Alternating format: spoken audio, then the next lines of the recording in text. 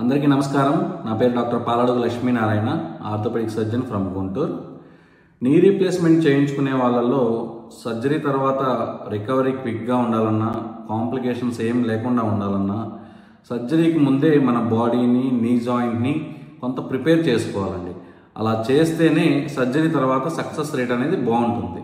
So ఈరోజు ఈ వీడియోలో నీ రీప్లేస్మెంట్కి ఎలా ప్రిపేర్ అవ్వాలి అనేది ఎక్స్ప్లెయిన్ చేస్తాను. కొత్త వాళ్ళు ఎవరైనా ఉంటే please subscribe to our channel Laxman ortho care.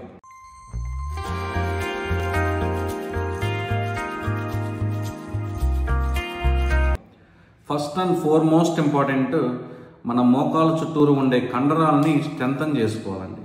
Knee joint చుట్టూరు క్వాడ్రిసెప్స్ మజిల్స్, హ్యామ్స్ట్రింగ్ మజిల్స్ అని ఉంటాయి. సర్జరీకి అట్లీస్ట్ 2 months బిఫోరే ఆర్థోపెడిక్ డాక్టర్ గారిని కన్సల్ట్ అయ్యి ఏమేమి ఎక్సర్సైజ్ ఉంటాయో తెలుసుకొని రోజు ఆ ఎక్సర్సైజ్ చేయడం అనేది చాలా ఇంపార్టెంట్. అలాగే రేంజ్ ఆఫ్ మోషన్ ఎక్సర్సైజెస్ అంటాం. అరుగుదలలో మోకాలు కొంత బిగుసుకుపోయి స్టిఫ్గా అయిపోయి మూమెంట్ అనేది కొంత బ్లాక్ అవుతుంది. సో సర్జరీకి ముందు ఈ రేంజ్ ఆఫ్ మోషన్ ఎక్సర్సైజెస్ కూడా చేసుకొని మోకాలు మూమెంట్ ఫ్రీ చేసుకుంటే సర్జరీ తర్వాత వీళ్ళకి వాకింగ్, నీ మూమెంట్ చాలా ఫ్రీగా ఉంటుంది.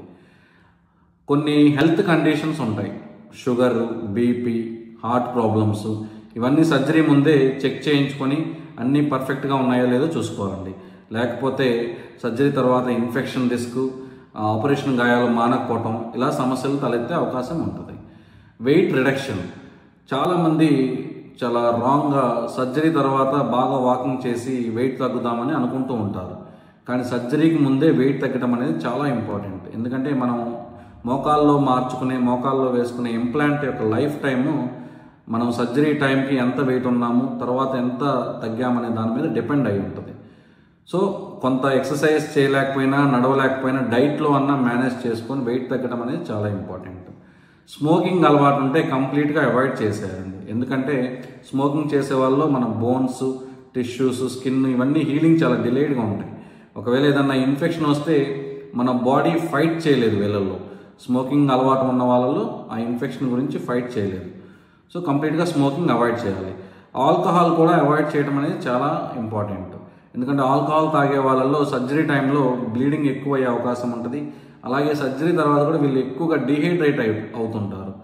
సో ఆల్కహాల్ అనేది కంప్లీట్గా అవాయిడ్ చేయాలి. అలాగే డెంటల్ ట్రీట్మెంట్స్ అండి, ఇది చాలా ఇంపార్టెంట్. సర్జరీకి 6 వారాల ముందు, సర్జరీ తర్వాత అట్లీస్ట్ 3 months డెంటల్ ట్రీట్మెంట్స్ ఏం చేయించుకోవటం మంచిది కాదు. ఎందుకంటే మన మౌత్లో ఉండే జెర్మ్స్ అన్నీ ఆ ట్రీట్మెంట్ టైంలో మన బ్లడ్ స్ట్రీమ్లోకి వెళ్ళి, అలాగే నీ జాయింట్లోకి కూడా వెళ్ళి ఇన్ఫెక్షన్ అయ్యే అవకాశం చాలా ఎక్కువగా ఉంటుంది. సో ఇది డెంటల్ ట్రీట్మెంట్స్ అనేది ఇలా చెప్పినట్టు అవాయిడ్ చేయాలి. కొంత మన ఇంట్లో కూడా నీ రీప్లేస్మెంట్ సర్జరీ చేసుకున్న వాళ్ళు కొన్ని అడ్జస్ట్మెంట్స్ చేసుకోవాలి.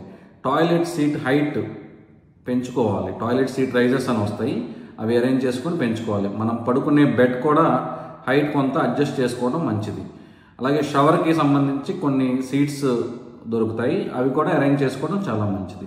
సో ఈ జాగ్రత్తలన్నీ పాటిస్తే సర్జరీ తర్వాత రికవరీ టైం చాలా తక్కువగా ఉంటుంది. అలాగే కాంప్లికేషన్స్ కూడా చాలా తక్కువగా ఉంటాయి. వీళ్ళలో సర్జరీ సక్సెస్ రేట్ అనేది చాలా ఎక్కువగా ఉంటుంది. Thank you for listening. Please subscribe to our channel Laxman ortho care.